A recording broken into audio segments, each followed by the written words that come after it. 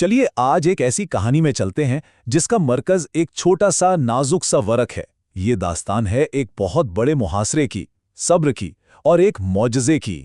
کبھی سوچا ہے کہ کیسے چمڑے کا صرف ایک ٹکڑا، ایک دستاویز، کسی پورے قبیلے کی، ایک پوری کمیونٹی کے قسمت کا فیصلہ کر سکتا ہے؟ آئیے اسی سوال کا جواب ڈھونڈتے ہیں۔ بات ہے تقریباً 617 عیسوی کی اور جگہ ہے مکہ۔ یہ وہ وقت تھا جب شہر میں ایک کشمکش چل رہی تھی۔ ایک طرف نئے عقائد تھے اور دوسری طرف پرانی روایتیں، اور اسی ماحول میں طاقت، ایمان اور رشتوں کا ایک بہت بڑا امتحان ہونے والا تھا۔ اور اسی کشمکش کے بیچ ایک بہت ہی سخت فیصلہ کیا گیا، مقاطعہ۔ یہ دراصل قریش کے سرداروں کی طرف سے بنو ہاشم قبیلے کا مکمل سوشل اور اکنامک بائیکاٹ تھا۔ مقصد صرف ایک تھا کہ انہیں کسی طرح جھکنے پر مجبور کر دیا جائے۔ ذرا ان شرائط کی سختی کو دیکھیے۔ یہ صرف کوئی بزنس ڈیل ختم کرنے کی بات نہیں تھی۔ کوئی شادی بیاہ کا رشتہ نہیں رکھ سکتا تھا، نہ کچھ بیچ سکتا تھا، نہ ان سے کچھ خرید سکتا تھا۔ مطلب یہ ایک پورے قبیلے کو اپنے ہی معاشرے میں بالکل اکیلا کر دینے کے برابر تھا۔ اور اس ظالمانہ معاہدے کو بالکل پکا کرنے کے لیے اسے لکھ کر مقدس خانہ کعبہ کے اندر لٹکا دیا گیا۔ اس زمانے میں یہ سوچا بھی نہیں جا سکتا تھا کہ کعبہ کے اندر رکھی کسی چیز کو کوئی چیلنج کرے۔ یہ تو اسے ایک طرح سے ایک آسمانی حکم کا درجہ دینے جیسا تھا۔ تو ذرا اس فرق کو محسوس کیجئے۔ ایک طرف مکہ شہر کی رونقیں، چہل پہل، بھرے بازار، اور دوسری طرف بنو ہاشم، جن کے حصے میں اب صرف خالی ٹوکریاں، گہری تنہائی اور اپنوں کی بے رخی تھی۔ آخر کار بنو ہاشم کو مجبوراً شہر سے نکل کر ایک تنگ اور ویران سی گھاٹی میں پناہ لینی پڑی، جسے شعب ابی طالب کہتے ہیں۔ وہ اپنے ہی شہر میں اپنے ہی لوگوں کے بیچ جلا وطن ہو گئے تھے۔ اور یہ آزمائش، یہ کوئی کچھ دنوں یا مہینوں کی بات نہیں تھی، یہ پورے 3 سال تک چلی۔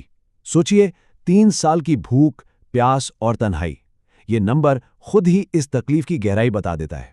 اس محاصرے کی سب سے تکلیف دہ حقیقت کیا تھی؟ اس کا انسانی پہلو۔ روایتوں میں آتا ہے کہ رات کی خاموشی میں اس وادی سے بھوکے بچوں کے رونے کی آوازیں مکہ کے گھروں تک سنائی دیتی تھیں۔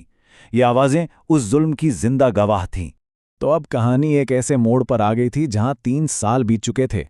کھانے پینے کا سامان، دولت، سب کچھ ختم، اور بظاہر تو ساری امیدیں بھی دم توڑ رہی تھیں۔ تو ایسے میں یہ محاصرہ بھلا کیسے ختم ہوتا؟ اور پھر اسی گہری مایوسی کے بیچ ایک بالکل غیر معمولی بات ہوئی۔ اللہ کے نبی صلی اللہ علیہ وآلہ وسلم کو وحی کے ذریعے یہ اطلاع دی گئی کہ کعبہ کے اندر لٹکا وہ معاہدہ اسے دیمک کھا چکی ہے۔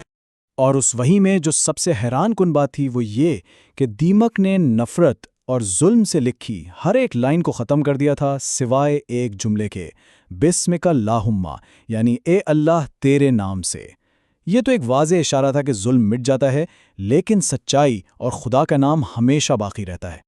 یہ خبر ملتے ہی ابو طالب سیدھا قریش کے سرداروں کے پاس پہنچے اور انہیں ایک بہت بڑا چیلنج دیا۔ انہوں نے کہا، جا کر خود اس دستاویز کو دیکھو، اگر میری بات سچ نکلی تو یہ بائیکاٹ ختم کرنا پڑے گا۔ یہ ایک بہت بڑا داؤ تھا، اور قریش فوراً مان گئے۔ اور پھر وہ لمحہ آیا، کعبہ کا دروازہ کھولا گیا، اس دستاویز کو نیچے اتارا گیا، اور جیسے ہی اسے کھولا گیا، وہاں کھڑے ہر شخص کی آنکھیں کھلی کی کھلی رہ گئیں۔ جو خبر دی گئی تھی وہ حرف بحرف سچ نکلی تھی۔ نفرت سے بھرا وہ پورا معاہدہ مٹی بن چکا تھا، سوائے اللہ کے نام کے۔ اب یہ ایک ایسا ثبوت تھا جسے کوئی بھی جھٹلا نہیں سکتا تھا۔ اس معجزے کے سامنے قریش کے سرداروں کی ساری ضد، سارا غرور ٹوٹ گیا۔ انہیں اپنی ہار ماننی پڑے اور بائیکاٹ کے خاتمے کا اعلان کرنا پڑا، اور اس طرح 3 سال کا وہ طویل اور تکلیف دہ محاصرہ آخرکار ختم ہوا۔ تو یہ تھا بنو ہاشم کا سفر، جو پہلے سال کی جلا وطنی اور تنہائی سے شروع ہوا۔ دوسرے سال ان کے پاس وسائل ختم ہونے لگے۔ تیسرے سال تک تو صرف ان کا صبر اور ایمان ہی ان کا سہارا تھا، اور آخرکار اس کا انجام ظلم پر سچائی کی فتح اور اپنے لوگوں میں ایک باعزت واپسی پر ہوا۔ اس پوری کہانی سے جو سب سے گہرا سبق ملتا ہے وہ یہ ہے کہ استقامت کا مطلب صرف برداشت کرتے رہنا نہیں ہے، بلکہ اس کا مطلب ہے کہ مشکل سے مشکل حالات میں بھی اپنے اصولوں پر، اپنی سچائی پر ڈٹے رہنا، اس یقین کے ساتھ کہ ناانصافی ہمیشہ نہیں رہتی۔ اور آخر میں یہ سوال ہم سب کے لیے ہے کہ جب ناانصافی اپنی انتہا پر ہو تو حقیقی مضبوطی اور استقامت کیسی دکھتی ہے؟ شعبہ ابی طالب کی اس وادی نے ہمیں اس کی ایک ایسی مثال دی ہے جو ہمیشہ یاد رکھی جائے گی۔